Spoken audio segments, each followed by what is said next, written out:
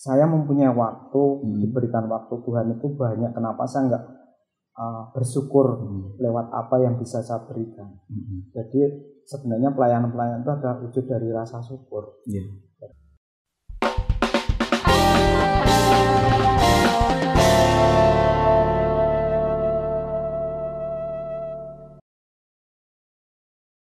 Selamat malam dan berkah dalam, kembali lagi ke podcast Komsos Paroki Santa Teresia Sedayu.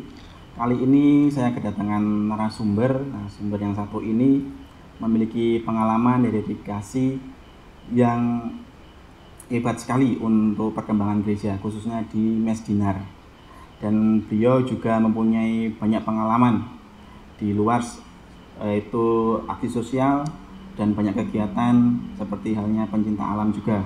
Jadi dedikasi dan komitmen beliau untuk mengembangkan kecintaannya di Mesdinar, di lingkungan dan aksi sosial itu sangat luar biasa.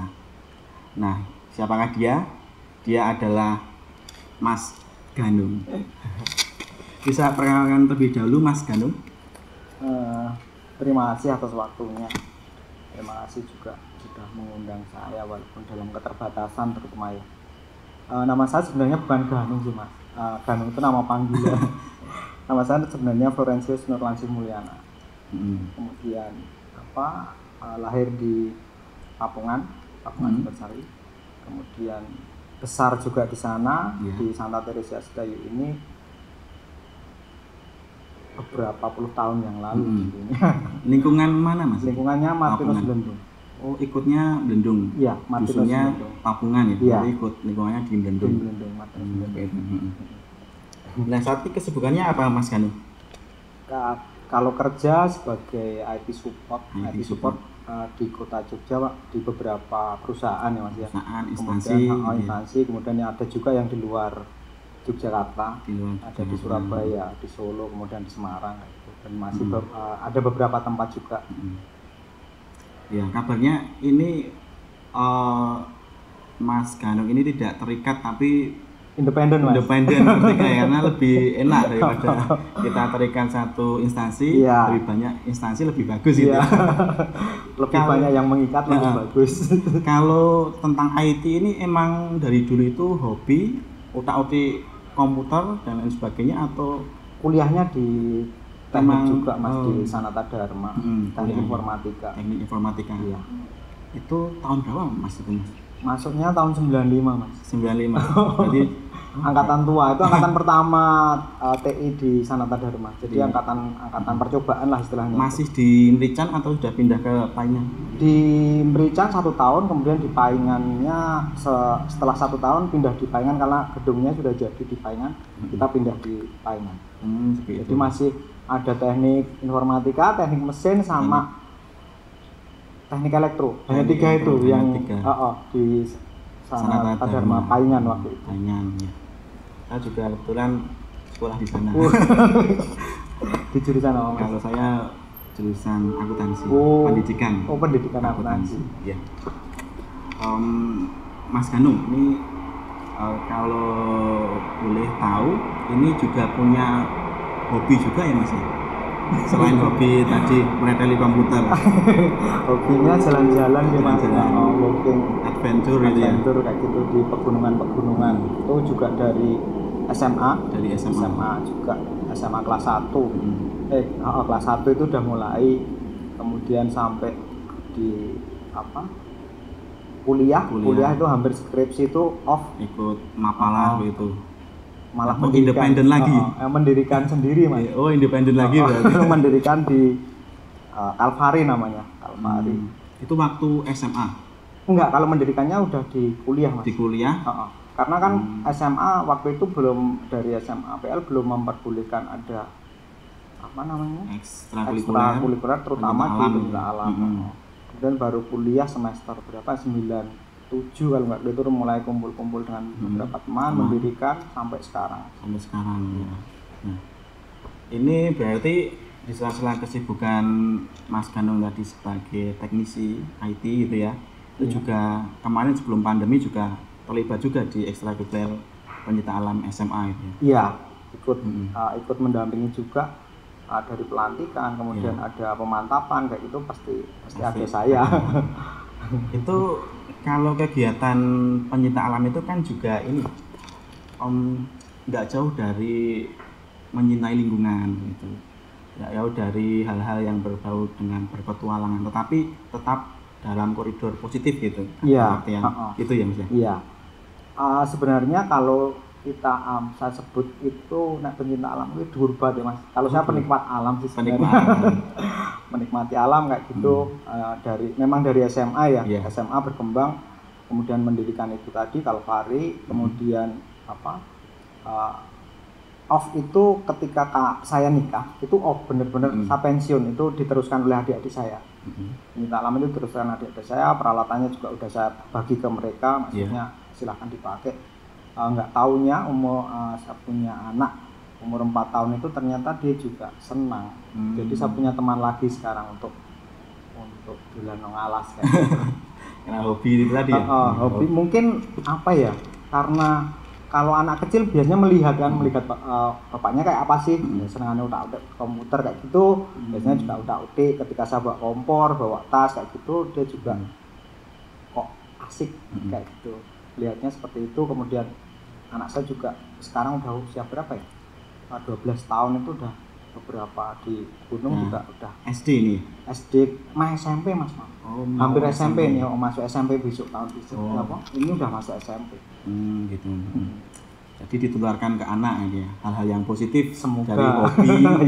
Di IT juga menular nggak Mas ke anak? IT senang juga sih anak saya ngotak-atik kayak gitu biasanya dia sukanya di ini Mas, di kayak apa ya, enkripsi kayak gitu apa ya, ke enkripsi kayak gitulah. Aku sendiri malah rodo bingung delok anak opo kayak gini.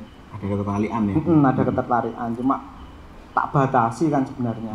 Nggak harus selalu ada di depan baik HP atau laptop, karena itu juga nggak baik untuk perkembangan sosial. Karena kalau sudah individual itu nanti untuk perkembangan ke sosialnya juga nggak baik. Iya benar.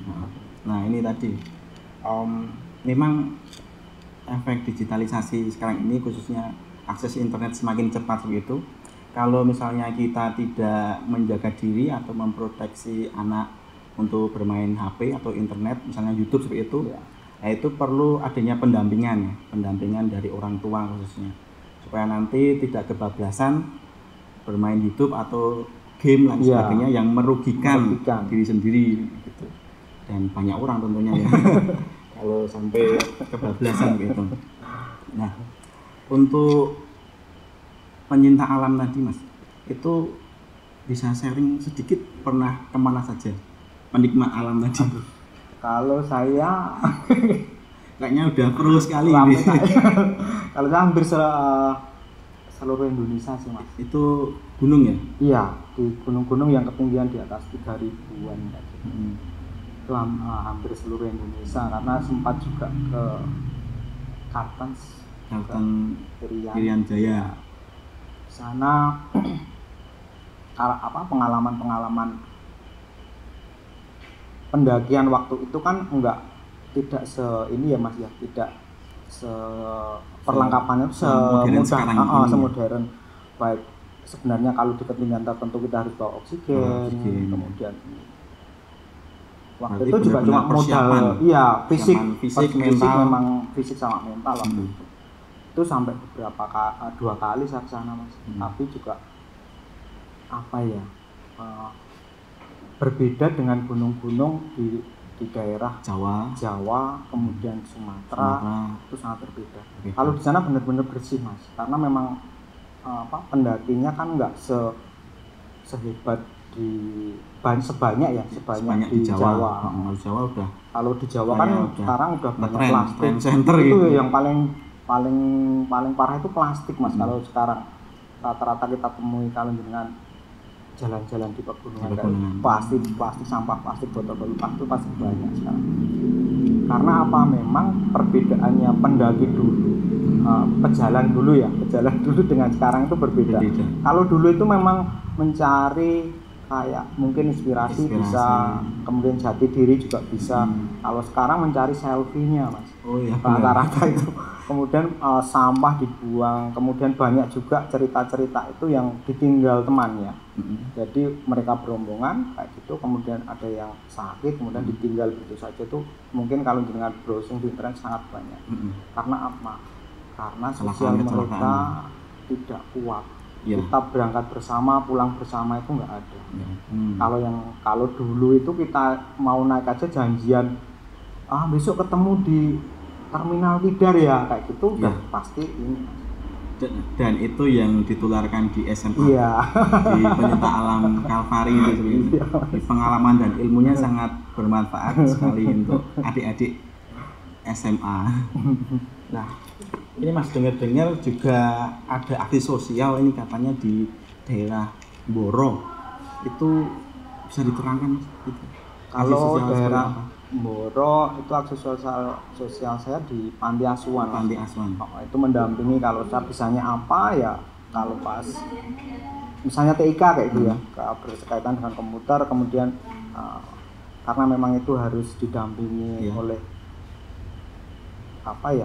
orang yang tahu kayak gitu, kemudian saya ke sana untuk memberikan ya semacam pengetahuan ya Mas mungkin. Berarti anak-anak di sana? Anak-anak Mas, anak-anak ada mulai SD, SMP sama yang gede-gede itu paling gede SMA.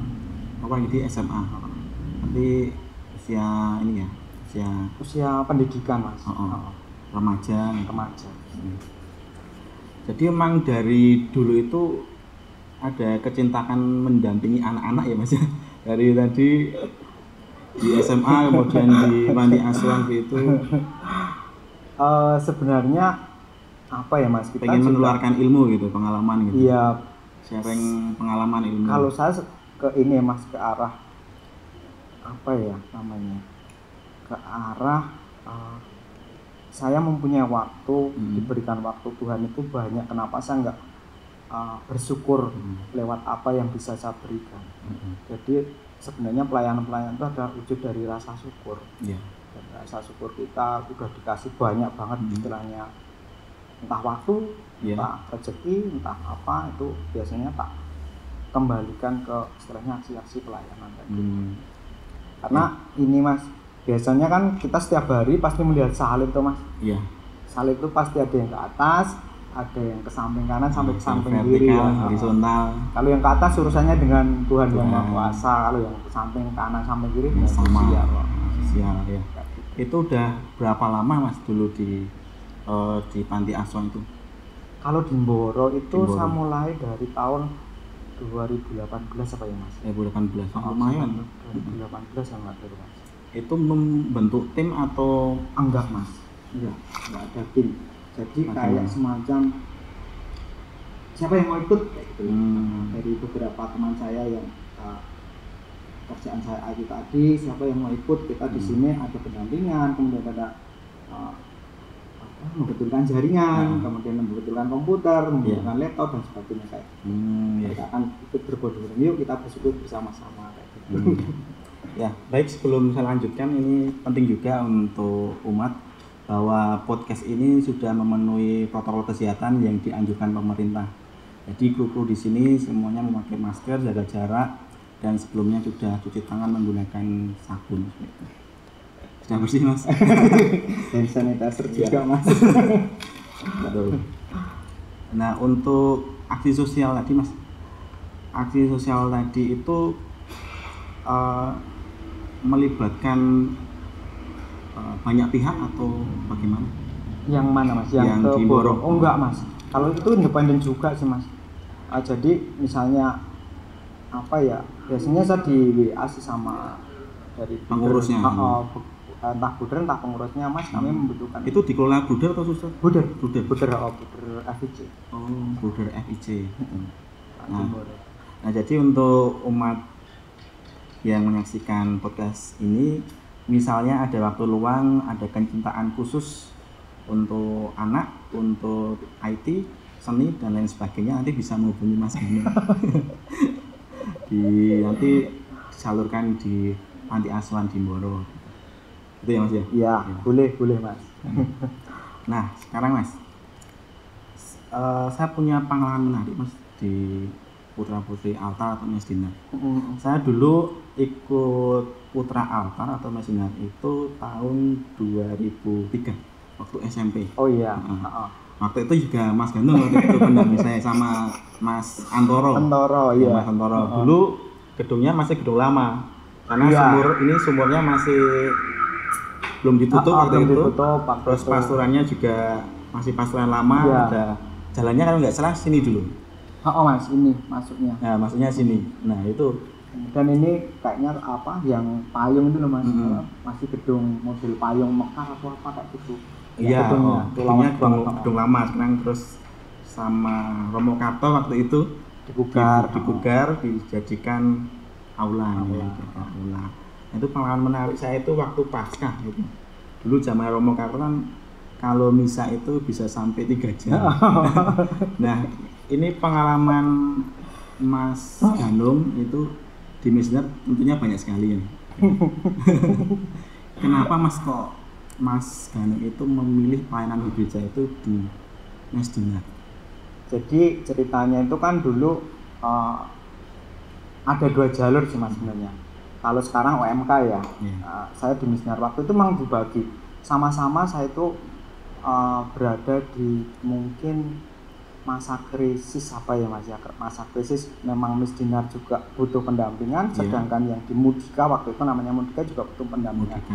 Nah, itu ada beberapa anak muda yang senior, lebih senior dari saya itu dipecah. Kamu yang di Mudika, kamu tetap di jalur Mes Dinar. Karena sama-sama di situ mengumpulkan banyak anak muda ya. Iya, kalau yang di Mudika itu kan Mas, kalau yang sekarang OMK ya, itu kan juga butuh istilahnya motor penggerak penggerak gitu. Benar. Padahal waktu itu juga di Mudika itu enggak ada penggeraknya. Kemudian ada beberapa teman itu memecah, kemudian harus ada yang ada di Mudika sama ada yang di Mes Dinar. Karena Mes Dinar juga butuh penggerak waktu itu. Waktu itu tahun berapa Mas? Jadi ini motor penggerak motor itu tahun 93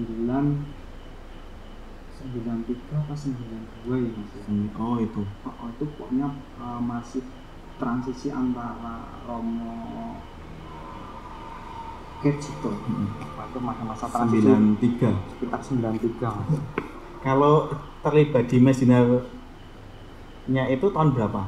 Ikut menjadi pelayan liturgi tahun 89. Nah, itu saya lahir tahun 89. Saya mulai aktif tuh 89 Mas, ingat saya 89. Dari 89 tuh jadi anggota Mes Dinar. Kemudian waktu itu masih ingat siapa itu motornya atau pendampingnya? Mas Oncok, Mas Franky kalau nggak seingat saya itu Mas Paidi, Mas Oncok, Mas Franky, Mbak Endang. Itu pendampingnya pertama. Itu yang memang dekat dengan anak-anak Mes Dinar. Dan sampai sekarang pun mereka juga dekat Mas. Ada Mas Oncok itu juga sering menanyakan dan memberikan support dalam banyak hal juga di Mes Dinar itu. Kemudian Mas Franky itu juga sering menanyakan bagaimana perkembangan Mes Dinar. Iya, langsung tertular ini. Iya. Ingin meneruskan tongkat estafet dari Mas Oncok tadi.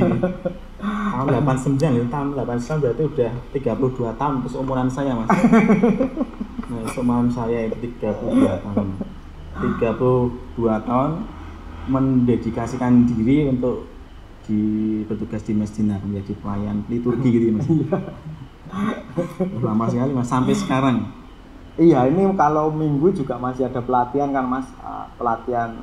Jadi kan ini setelah komini, kemudian kita rekrut jadi anggota, kemudian setiap minggu kan nggak boleh kumpul banyak ya.